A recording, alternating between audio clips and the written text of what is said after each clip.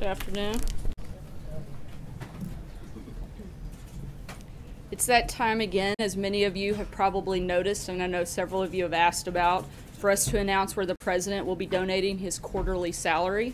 Last quarter, the President's salary went toward the restoration of 2 projects at a national battlefield. After his donation, additional donors quickly stepped up to bring the total gift to over $260,000. In this quarter, the President will be donating his salary to the Department of Education.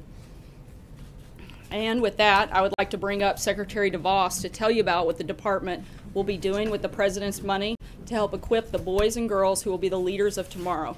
Secretary DeVos, it's my pleasure on behalf of the President of the United States to present a check for $100,000 to the Department of Education.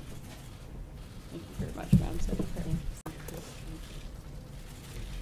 Well, thank you so much, Sarah. I want to start by saying how grateful I am to the President for this generous gift.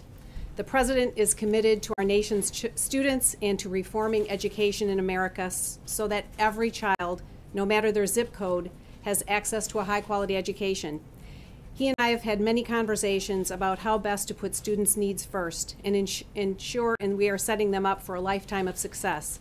There's much work to be done, but we are certainly on the right track thanks to the President's leadership.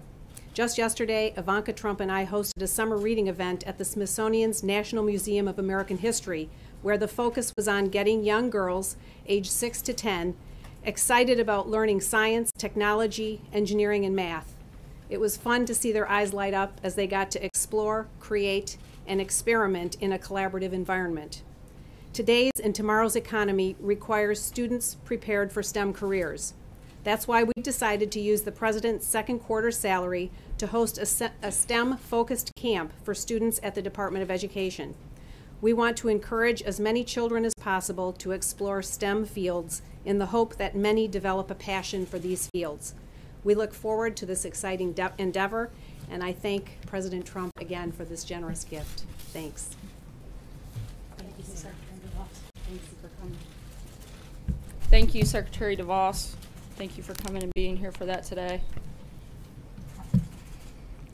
Now, I know Anthony's probably a little bit disappointed that he's not up here today, but since he did some TV this morning, he was able to go ahead and get his hair and makeup done, so I think he'll be okay.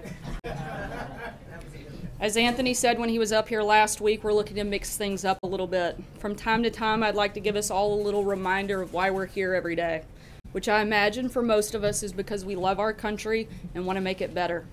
I've spent a lot of time around the President over the last year, and I know exactly why he's here. He's tough, he's a fighter, he's a strong leader, and he's somebody who deeply loves this country. And he loves its people, and he wants to make America great again. In Washington, it's often easy to go to work, get lost in the process, and forget why we're here every day. The reason we're here is to serve the American people. And today, I'd like for you to indulge me and let me tell you a little bit about what that means for me. To the best of my knowledge, I'm the first mom to hold the job of the White House press secretary. That says less about me than it does about this President. It's not just with personnel, it's about people and it's about policy. Empowering working moms is the heart of the President's agenda, particularly when it comes to things like tax reform. I have 3 children, and the oldest, Scarlett, starts kindergarten in a few weeks. Scarlett and every little girl in America should grow up in a country that if we deliver on the President's agenda of better jobs, better health care, and a better tax system, that incentivizes women to work and raise children. As a working mom, it's not lost on me what a great honor and what a privilege it is to stand here at the podium, and I thank the President for the opportunity. I'll always do my absolute best to truthfully answer your questions and deliver the President's message. Jonathan, I'll preempt you from asking that question later. But I also hope to send my daughter a message, and to every other kid in America: don't listen to the critics, dream big, and fulfill your potential, because in this country you still can. To remind us a little bit more often about some of the forgotten men, women, and children that we're here to serve and that the President is fighting for, we're going to start the White House briefing every once in a while with a letter or an email that we may receive from some of those individuals. To kick it off with that process, I'd like to read you a letter from 9-year-old Dylan. My name is Dylan Harbin, but everybody calls me Pickle. I'm 9 years old and you're my favorite president. I like you so much that I had a birthday about you. My cake was the shape of your hat. And then Dylan goes on to ask a few questions. How old are you? Dylan, President Trump is 71 years old. How big is the White House? The White House is 168 feet long. It's 70 feet tall on the south side and 60 feet 4 inches tall on the north. And it takes 300 gallons of white paint to cover the exterior of the White House residence. It has 132 rooms and approximately 55,000 square feet. How much money do you have? Dylan, I'm not sure, but I know it's a lot. I don't know why people don't like you. Me either, Dylan. You seem really nice. Can we be friends? I'm happy to say that I directly spoke to the President, Dylan, and he would be more than happy to be your friend. My picture is in here, so if you can, see me and say hello. Dylan, I hope you're watching because the President wanted me to personally tell you hello. Your friend, Dylan. Dylan, thanks for writing to the President, and if you're ever in Washington, D.C., I hope you'll stop by and let us show you around the White House. And with that, I'll take your questions. Steve. Sarah, Jeff Sessions was here today. What was he doing here? Did he meet with the President?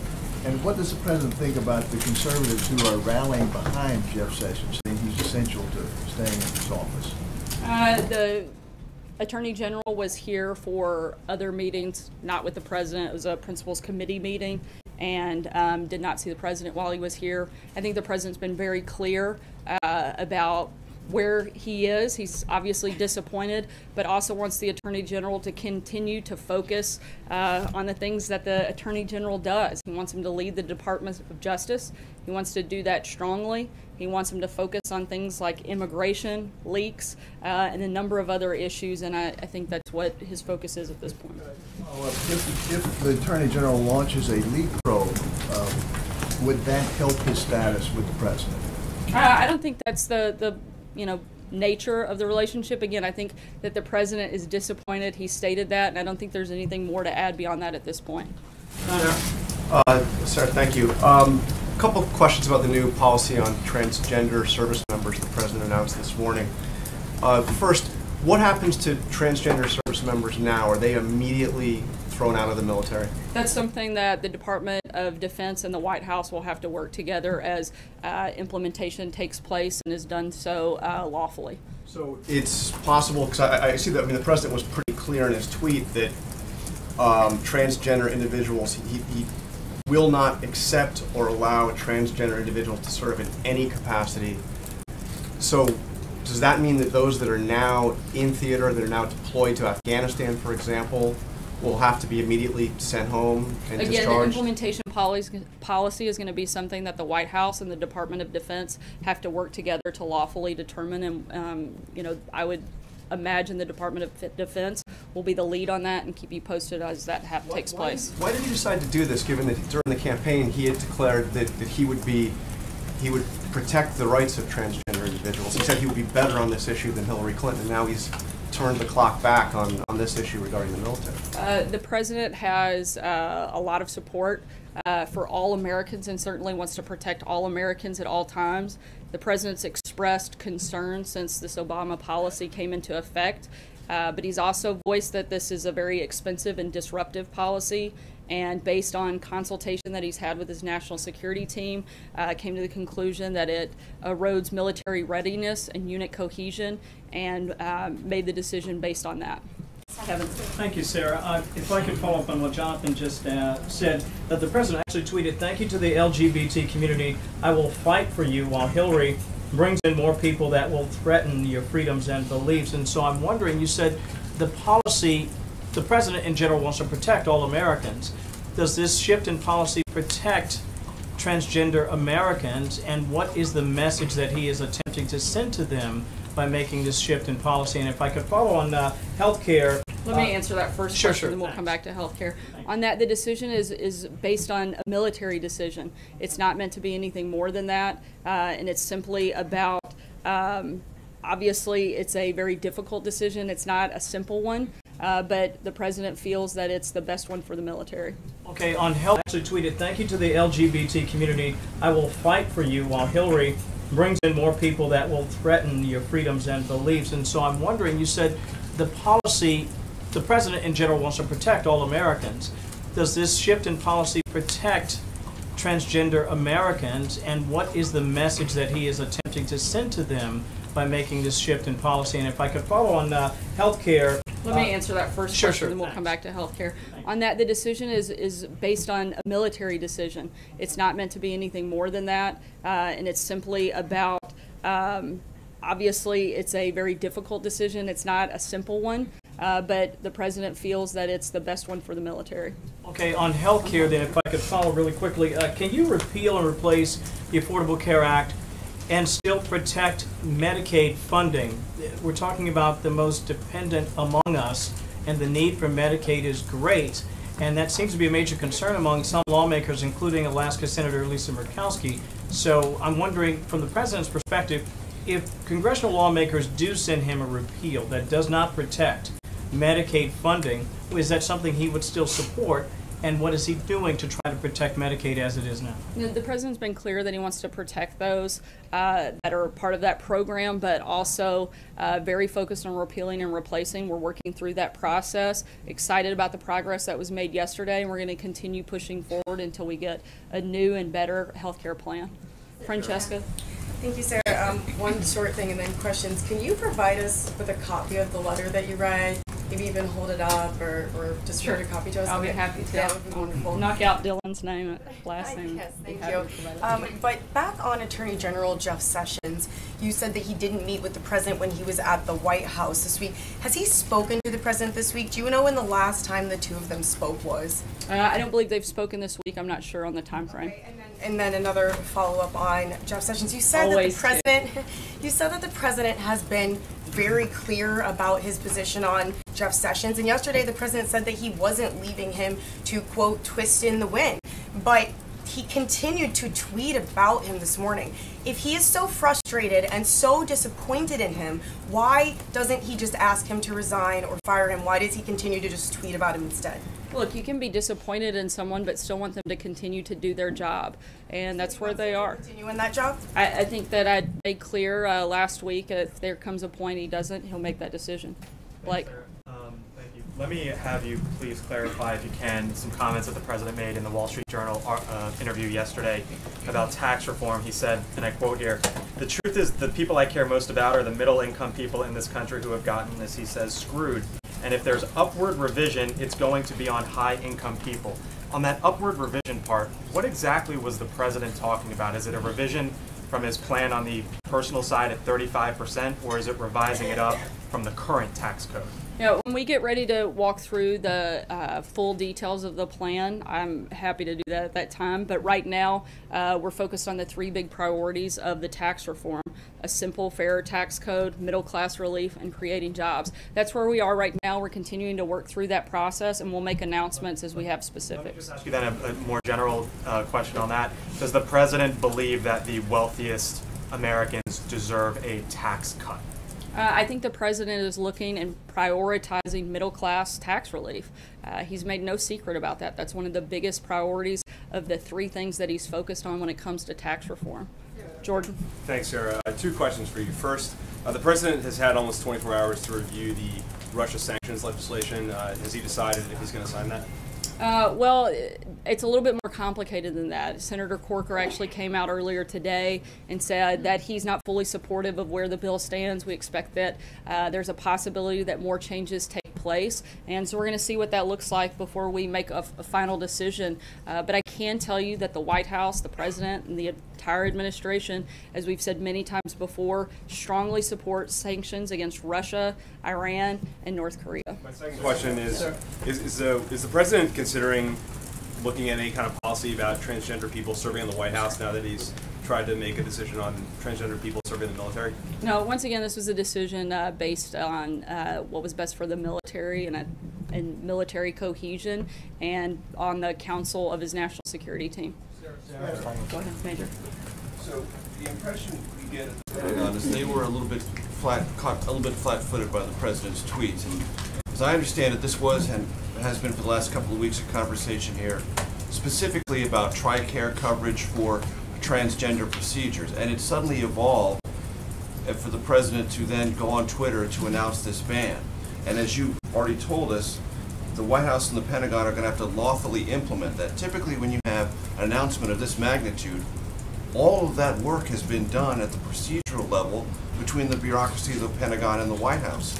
Why wasn't any of that work done, and why was the Pentagon caught so surprised this morning by the President's tweets on that? Yeah, as I said before, that the President's national security team was part of this consultation. You mentioned yourself that there have been ongoing conversations. When this one particular smaller issue, not a whole ban. Right. When the President made the decision yesterday, the Secretary of Defense was immediately informed, as were the rest of the national security team that had been part of this ongoing conversation. But you can't answer the question of what's going to happen to transgenders who are in the military now. Shouldn't you have been able to answer that basic question with a policy of this magnitude? Look, I think sometimes you have to make decisions, and once he made a decision, he didn't feel it was necessary to hold that decision, and they're going to work together with the Department of Defense to lawfully implement it. Okay, one last thing on Sessions, just because this is the baseline question. You said earlier the President was frustrated. Is that frustration now in the past? And does he fully have confidence in the Attorney General to carry out his duties from this day forward? The President wants the Attorney General to focus on his duties as Attorney General, and I think we've both spoken about that pretty extensively, and I don't have anything else to add. Peter? As you just announced, the President's donating a second quarter salary of $100,000 to the Department of Education, so clearly he must care about education. Why then is he calling for $9.2 billion in spending cuts to the Department of Education in the next budget? Look, I think that oftentimes you have a lot of duplicative efforts, and they want to streamline the process. And we simply have a government that's completely out of control when it comes to spending. We have an outrageous deficit, and we're looking to make things that we have a balanced budget in the next 10 years. The President campaigned on it. He's committed to seeing it through, but he's also committed to education, as you can see by his own personal commitment, and looking for ways that we can save and continue on to make education better, passing some of that decision making down to more local and state control, and something we're certainly supportive of. Quickly on transgender, just a quick follow-up. In June of 2016, in the heat of the campaign, he wrote, "Thank you to the LGBT community, I will fight for you." Did the President today just betray his commitment to the transgender community?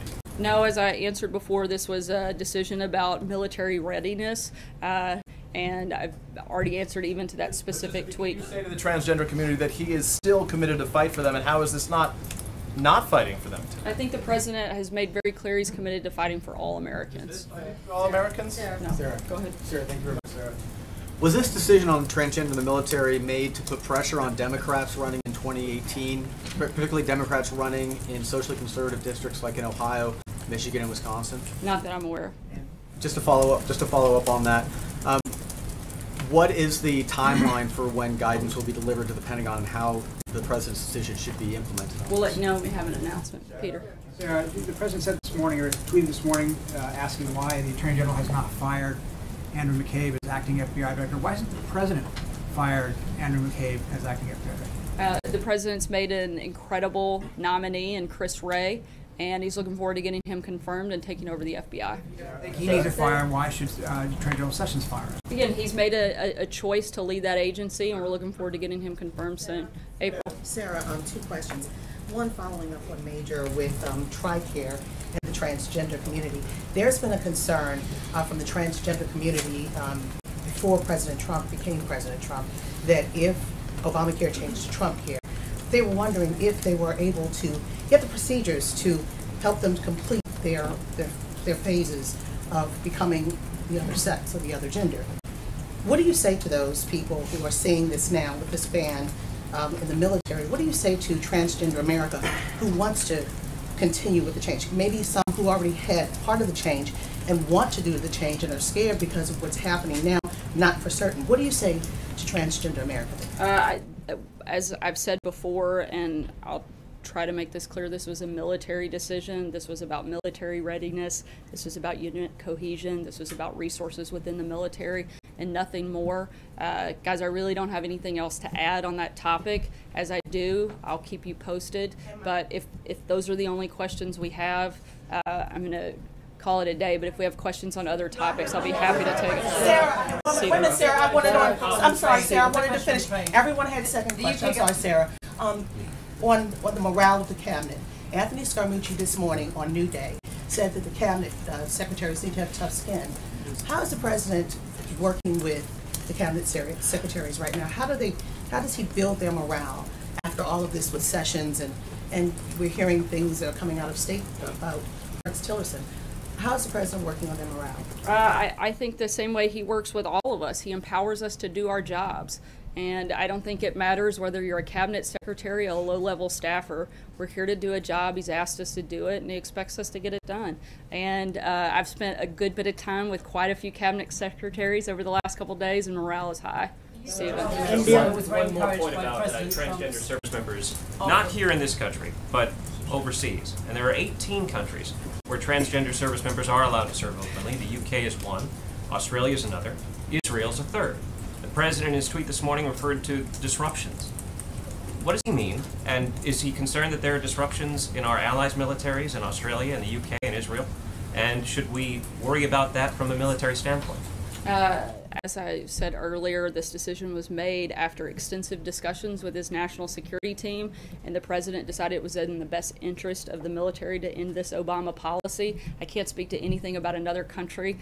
Pretty focused on making sure we get good things happening here. Zeke. First off, you were talking earlier about what the president wishes Attorney General Sessions to be doing in his job right now. Why hasn't the president picked up the phone or invited him over when he was into the Oval Office when he was in the building? Does the president have any intention of speaking with the Attorney General this week? I'll keep you posted if he does. John? Sorry, second question on the transgender service member issue. You mentioned this is the president reached this decision to improve or maintain unit cohesion. How does it maintain or improve unit cohesion to leave thousands of service members, some who may be overseas, serving in units overseas, in the dark about their status within the military? Once again, this was a decision made after the consultation with his national security team and decided the best decision. Alex. I want to ask you about a tweet the president had on Sunday. He said, "It's very sad that Republicans, even some that were carried over the line on my back, do very little to protect the president." Which Republicans is the president talking about, and what would he like to see from them? What sort of protecting? I'm not going to call out any senators by name up here today, but I think the president is very committed to a robust agenda and changing America for the better. And Republicans have both the House and Senate. He's hoping they'll join him in pushing forward a lot of the policies that most of those people campaigned on, like repealing and replacing Obamacare. I think that's a perfect example of Republicans needing to step up to commitments that they made during the campaign and since being elected and get those things done. Guys, I hate to cut it short. The president's got an event, as I know you can all hear by all of the cheering children. I hope that we can join together in welcoming the boys and girls from Girls Nation. Thanks, guys. About the policies the president